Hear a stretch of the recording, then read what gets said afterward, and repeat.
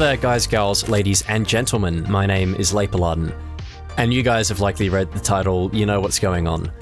Halo Infinite, a game that's been in the oven for 6 years, a game that has been immensely anticipated for the most part of this year, a game that unfortunately seems to get more and more disappointing the longer we wait for it. We made the really tough decision to delay shipping campaign co-op for launch, and we also made the tough call to delay shipping Forge past launch as well. And a game that started off with a lot of promise. Promise that it was going to bring the Halo community back together again after 343's prior installments in the franchise and a bunch of games that were quite divisive. And now I'm genuinely reconsidering whether or not it's actually worth buying Halo Infinite at launch. For those who aren't aware, Halo Infinite will be launching on December 8th with a solo-only campaign and multiplayer, which will presumably include all the 4v4 modes we're accustomed to, like Slayer, Capture the Flag, Oddball, and others, along with Big Team Battle, which has been upscaled to 12v12 as opposed to 8v8. But other than that, that's it. Infinite is launching with the absolute bare bones in terms of content, and this has me seriously worried. Campaign will not be getting co-op till at least 3 months after launch, and to add salt to the wound, Forge, the fan-favourite map editor and creator, won't be seen till at least 6 months after launch. You thought waiting a few months for Forge and Halo 5 was bad? Well, you ain't seen nothing yet. Top that off with an XP system that only rewards you with points by playing the game a certain way by completing challenges, and things are starting to look a bit grim. But it doesn't stop there. For those who don't have Game Pass, Halo Infinite's campaign is still a paid experience and costs the full price of a normal game. That's right, $60 US and almost $80 Australian for just a campaign, which is ridiculous. Or did everyone seemingly forget when $60 got you a campaign with 4-player co-op, multiplayer with casual and competitive modes, custom games, Forge, Firefight, theater mode as well? Part of Halo's appeal has always been its value for money. By paying the admission of $60, you're getting so much compared to other competing FPS games.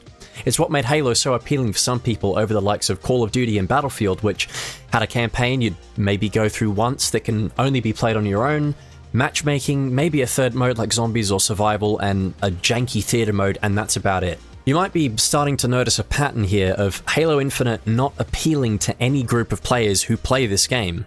Like I said, Halo has always been seen as a great value for money package, and because of that, the game has also allowed multiple smaller communities to thrive and grow under the larger Halo community banner. There's a very dedicated group of players, for example, who only seem to play Halo for its campaign. You have another equally large, if not larger group, that are multiplayer fanatics, which can again be divided into two categories. The casuals, who prefer to play Halo for fun and will frequently enjoy the chaotic randomness of game modes like Action Sack or Big Team Battle. And on the other side, you have the hyper-competitive players who spend almost every hour in a day grinding their CSR ranks, and are normally in 4v4 Slayer and objective modes. Under another bracket of the casual multiplayer group, you have the custom games players, the type of players who play Halo for the massive assortment of weird, wacky, and fun custom maps and game modes that no other game other than Halo can provide.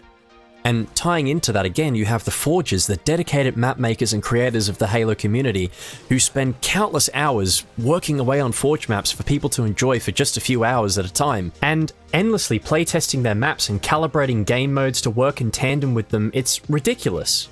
They are a massively underappreciated part of the Halo community, in my opinion, but are almost just as popular as those within the campaign and multiplayer groups. I don't know about you guys, but back in the day when Halo 4 and Reach and even Halo 5 to a lesser extent were all in their primes, I was subscribed to a bunch of YouTubers who did custom map showcases, playthroughs, and would record themselves building their own maps and the process they went through. Forge Labs, or Airsoft XX as he was back in the day, the Halo Forge Epidemic, Online Nights, Ice Spiteful, Unsorted Guy, Insomniac, hell, even Rooster Teeth and Achievement Hunter did some custom map showcases back in the day. The creativity and just, dare I say, genius of these talented forgers. Sometimes my genius is... it's almost frightening.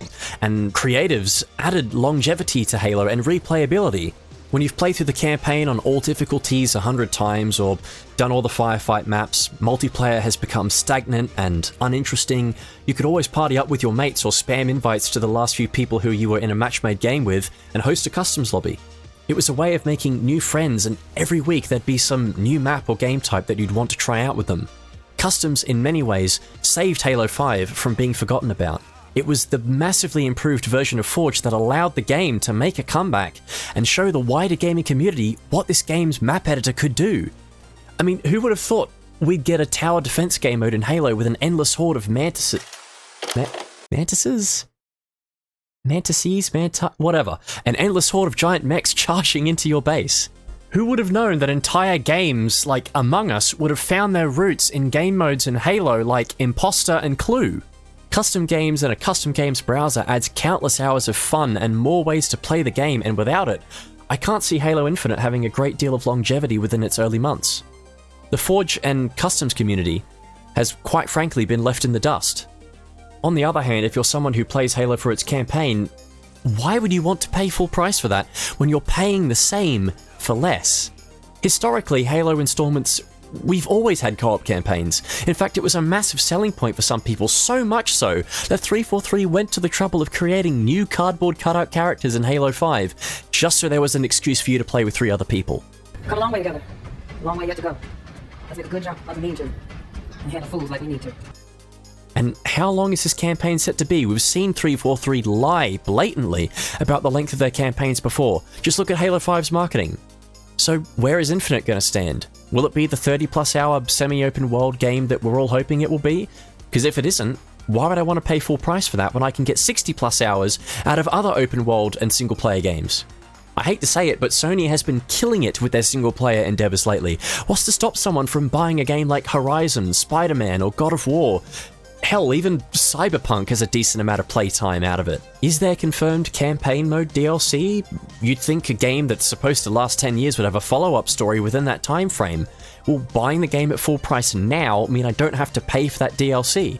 Are there any bonuses to buying the game at full price in multiplayer, like increased battle pass progression or something, even a unique set of armor? But even then, I still doubt it'd be enough to warrant that price tag. And as for the people in multiplayer, whether you're one of the aforementioned casual or competitive players, there's one thing that unites us all, and that is customization of our Spartan and a feeling of progression.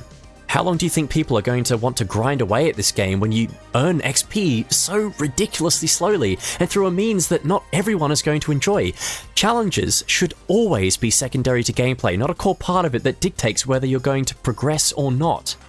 What's the point in doing well in a game and winning or coming first place if at the end of it you still don't complete any challenges and therefore aren't rewarded for your sweaty armpits and soiled gaming chair? Where's the feeling of completion, of reward for being good at the game? You're forcing players to play a certain way and to not play the game properly. People are going to go elsewhere to get their multiplayer fix, especially this year with so much competition. Splitgate, Call of Duty, Battlefield, they're all seemingly offering better alternatives at progression compared to what is currently on offer, or what will be in offer, in Halo Infinite. I think you guys are seeing what I'm getting at. But Halo Infinite, to me at least, is beginning to look less like the game that's supposed to bring the Halo community together, and more like the game that's going to divide it even further. After years of contentious titles since Bungie stepped away from the series, Halo Infinite needs to be the game that brings us back together, the game that reignites that spark of hope that so many of us felt for Halo years ago. The same hope that allowed us to make it off the Pillar of Autumn before blowing it and the Flood and the Covenant sky high. The hope that in combination with a lot of Mountain Dew and Doritos fueled us for hours while trying to get that next rank in multiplayer. The hope that allowed us to find Cortana's solution and finish the fight. The marketing for Halo Infinite tells me that we're supposed to be discovering this new hope. But right now, I'm struggling to see it. Thank you guys, gals, ladies and gentlemen for watching. I know this video ended on a bit of a negative note, but I thought I would share my thoughts and feelings on Halo Infinite as it currently stands, and maybe get the opinions of other members within the community and what they're feeling.